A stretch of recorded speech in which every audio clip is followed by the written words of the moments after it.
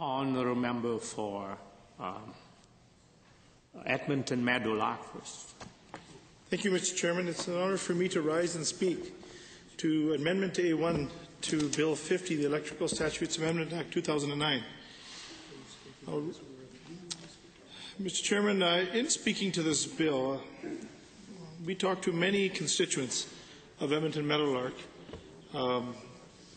Right in the middle of my constituency is a transportation utility corridor, and this is a big issue for the good folks that I represent.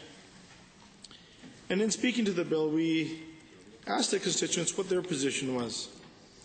I had to go to a town hall meeting at the Belmead Community League where we had 300 to 400 people. It was standing room only. You couldn't get into the room. And my constituents were quite passionate and vocal about the issue. And we had another meeting with about 1,300 people. And tonight, as we speak, there's another meeting tonight where many of my constituents will be discussing this important issue. Now, my constituents had many concerns. But the citizen group that represents most of my constituents doesn't question the need for this infrastructure to be built. Their main issue is how it's built. Now, in discussing the need, I'd just like to tell you a brief little story, a tale of two cities that I've lived in, one Edmonton and one little village in which I was born. This wasn't an issue there because we didn't have transmission lines. In fact, we didn't have light bulbs. And just a candle was your light, and when the sun came up, you had light. When the sun came down, you didn't. Then my family moved to another city in India, and then the advantage there was you had some electricity, but it would only come on for a couple hours every day, and that was great. People were really happy because it was better than having nothing. And having moved to this country, I think it's been fantastic that we've always had energy, we've always had power. It's been always been very reliable. And part of the issue that it has been reliable is they built redundancy into the system 20 years ago. And the fantastic thing is we haven't faced any of these issues that many of my relatives in my motherland have to face today on a daily basis. In order to meet the needs that they currently have over there, they're building a record number of nuclear plants all over that nation in India. And we're not. So you have to look at where we came from. So really, we don't need to look at our current needs. The lights aren't going out today. The lights are fine. We have security because of the system that we built 20 years ago. Our population has increased from 2.5 to 3.5 million people. And as you look at what we've done, is one, the homes are bigger. We're heating larger homes. There are more lights in the homes. If you look in your own home, every member of a family has an electronic gizmo in the home.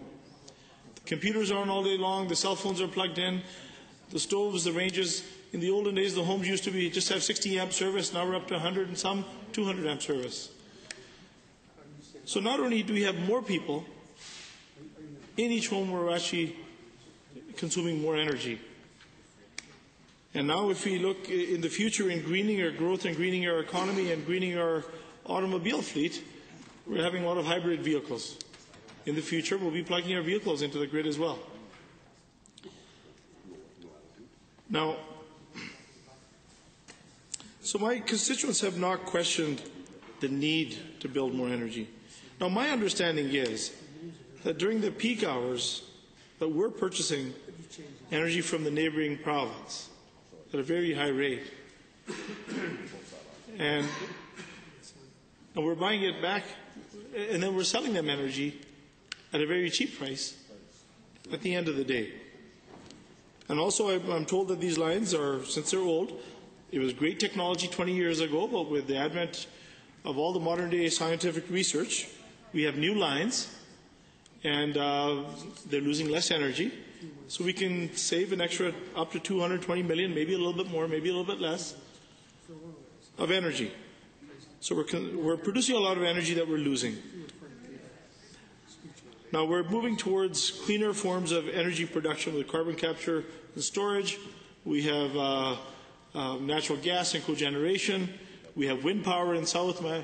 My understanding is we produce amongst the most wind power energy in the country. We have biomass and solar power energy, other greener source of energy. So it's more power on the grid.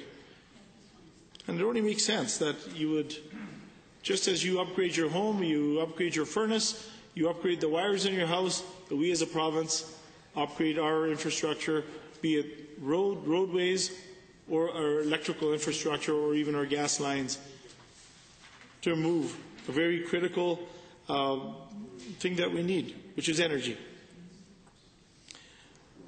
In a global world, we do live in a global marketplace. With India and China's emerging economies, the worldwide consumption of energy will only increase in the long term. That's why I talk about the other world. There are 400 million people that came out of poverty into the middle class. And we are an energy-producing province. And sometimes it takes a little bit of energy to get the other energy out so we can actually run our economies. So on that argument, the need, my constituents, the vast majority of them, have not questioned the need in Edmonton Meadowlark.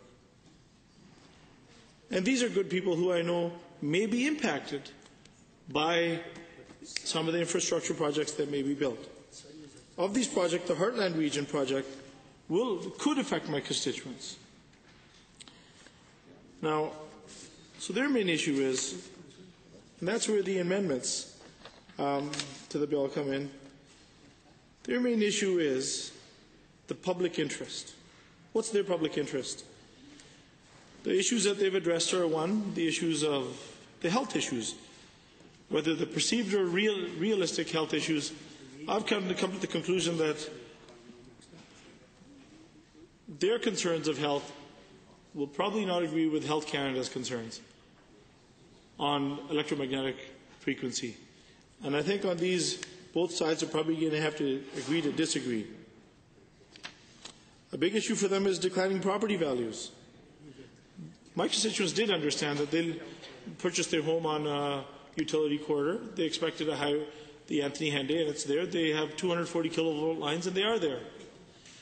What they tell me is that they didn't expect to have 500 kilovolt lines on these big towers in their backyard. You know, one of my good constituents, Wes Ursulak, he and his wife purchased their home. They plan to raise their children backing onto the West End TUC. And in Wes's backyard, if this line is overhead in his backyard, it'll be about 60 meters away in his backyard from his home. And he's quite concerned about that. So the major part of the amendment I like to speak out in favor is that the decision-making process to consider putting these transmission lines in the siting and how they're placed, that the public interest be represented, and also, in addition to the economic issues that concern my constituents, also quality of life.